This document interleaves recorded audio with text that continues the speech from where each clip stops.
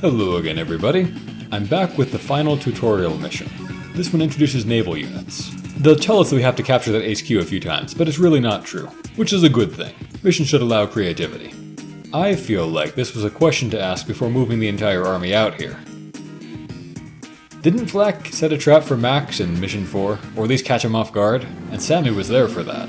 As the mission name suggests, our enemy here is Lash. She showed up to talk to Flack last time, but this is her first time fighting her. She's a good deal stronger than he is. Sadly, there's no AI difference to reflect her being a genius and him being a simpleton. I mean, really no surprise when Andy leads our armies. And unlike him, Lash is actually smart.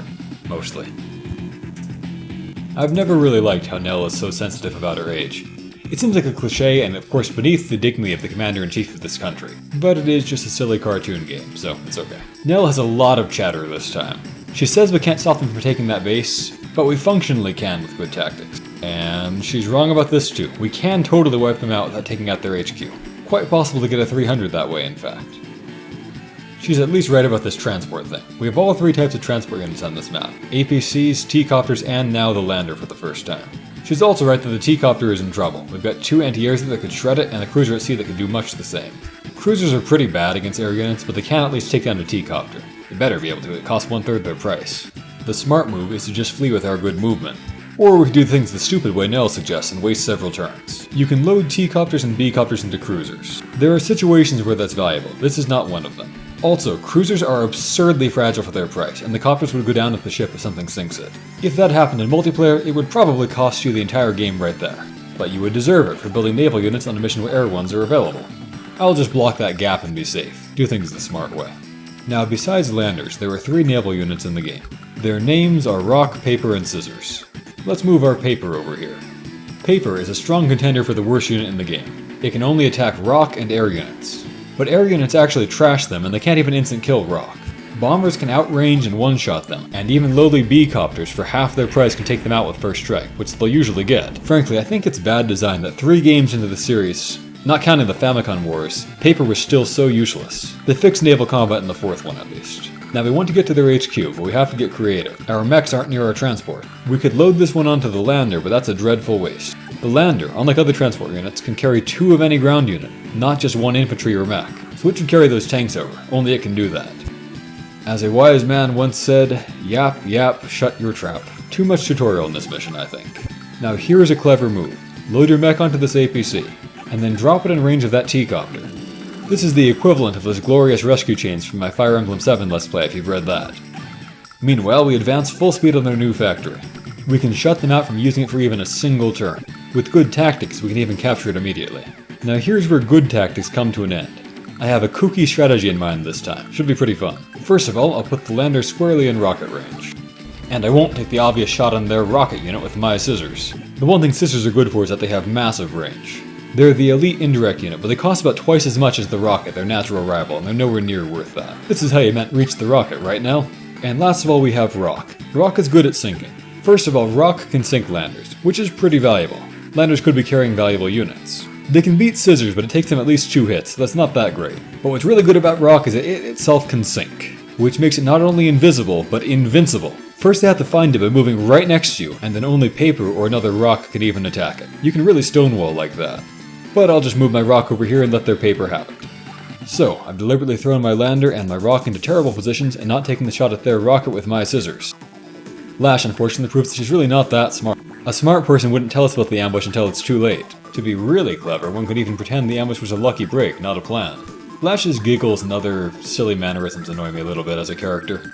Anyway, like most Advance Wars 2 missions, this one has a simple episodic type story that could kind of happen in a war, I guess, so it's okay. So first she goes and captures, the usual moves for the AI. Occasionally, her AI will bug and for some reason she won't actually attack the lander. Spoiled my video at one point, actually. Her Rock can't hurt my Paper, so it'll sit tight at that choke point. And her Paper will come over and do massive damage to my Rock, but not quite kill it. Max, once again, is quite useful with naval units because his guys can actually instant kill their natural targets. Note that her anti-air is now in range of my scissors. Nell tells us even more stuff about naval units running out of fuel. That never happens except with submerged rocks. Also, I have no idea why running out of fuel causes ships to sink, but whatever. So the reason I put scissors here is to take a shot at their anti-air. I can't have them have 2 full health ones of those guarding their HQ. Not for this strategy anyway. Just dropping your 2 tanks there is enough to beat them eventually, of course. Now, the smart conventional move here would be to load your mech onto this T-copter, and then fly up to this choke point and drop your mech near their HQ. At that point, you win. Their infantry will attack your T-copter instead of making way for the anti-airs, and they can't beat it in time. But I'll do something very strange instead again. I'll drive my T-copter right into anti-air range and drop my mech over here to the west. T-copter is now a sitting duck. If anti-air number 2 is at full HP, the mech would be too, but it's not. Now I move my lander over here and drop my tanks off. It's important to move it over to this western beach, because otherwise the rocket will take a shot at the lander again and kill it. That's bad because I want it to shoot my paper instead, so I'll move the paper where it's in range of the rocket, and can also cover both my lander and my scissors in case their rock chooses to attack either of those. Meanwhile, I advance my rocket. It can now fire upon their new factory. By which again I mean base. In this game, factories are something different, as you'll see. I'll drop my mech in range of their infantry on their base too, and the artillery also exists. Alright, Lash, please proceed into the trap. She is, by the way, one of my favorite COs to play as. She's moderately strong, and in an interesting way, which we'll talk about more later. And she's not so overwhelmingly good that you feel like you win just because you played as her. Just a good, fun, mid-tier CO.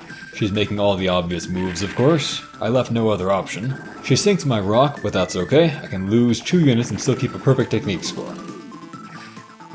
And as expected, she dries up and shoots down my T-copter. So those are my 2 units. I can't lose another. But I can't lose another. There's no way she can kill one. Her rock still can't beat my paper, so it goes for the lander instead and scratches it. You can see that despite being at 2 HP, her rock knocked off about 2 HP from my lander. They're pretty good at the job of killing those things. Rock is the one naval unit that's good at this job. Now the reason I left my rock in range was to make sure their paper would stay in range of my scissors, so here we go. I don't care if I kill it or not, I just need to deal catastrophic damage to it. Given the scratch damage it took before, I'm almost certain to kill it though. Down it goes. Now I'm 90% sure that if I attack, my paper would survive, but it's not worth the risk. What I will do is blow up their anti-air on the HQ. Black hole HQs look a little bit strange to me on the battle animation screen. Giant parking lot in front of their space skyscraper. And for the last little bit of power I need, I'll attack their other one with my tank. So all of this damage I've been dealing and taking with all these expensive units is built up to this point when I get my superpower from this last attack. There we go. Let me turn on my superpower first of all, and then I'll talk about what it does. Darned right, Sammy. It's only turn 3, but we're about to win. Faster than I think most people would have thought was possible. And for once, the terribleness of naval units actually helped my strategy. Their massive expense meant they filled up my gauge a lot. So let me talk about Sammy's CO power and superpower. We covered her basic stuff before. Her CO power is really not that impressive. Giving +1 speed to your slow-moving infantry and mechs is good sometimes, but it's really not that great. Now her superpower requires a huge amount of damage to charge up. You need a total of 9 stars, about 50% more than the average CO. But it's a game winner. I mean, it doubles the movement of her mechs first of all, and it just about doubles their firepower as well. Look at that massive damage bonus, 80%, plus 50 percentage points over her normal, which is already great. But none of that really matters much. The crazy thing about the power is that with it, any of her infantry or mech units, no matter how damaged, can instant capture any building. I mean, this guy who used to be 2 moves away can now run up and shoot for massive damage if I want to. But of course I'll use my rocket first. None of this matters of course, you can probably see I can just win by capturing their HQ right now. But I just feel like completely dominating this map and capturing their factory before they can build a thing from it. Look at that damage, my mechs shoot like anti-air units. And bam, I can now instantly capture their base. And as a note for people trying to play this conventionally, you can just block off their factory instead with an APC or something. I think you can see that their factory was already functionally out of play. Well, I'm done showing off, I'll just capture her HQ right now. For anybody new, by the way, let me clarify that this Let's Play is not on the whole a speedrun or anything like that. I won't usually be playing the fastest 300-point S strategy for any given chapter, I'll be playing the one that I think is most interesting, and relies the least on luck. Nell is still being nuts about having been mocked for her age, I guess, but luckily it's just a dummy, so we don't go commit a war crime or something here. I guess that makes these two the dummies. At least they kind of explain how she got away this time. This army of flax on the loose is never heard from again, of course. Well, there we go, the fastest possible win for this mission. I'm really looking forward to the next one. I haven't decided what strategy to play for it yet.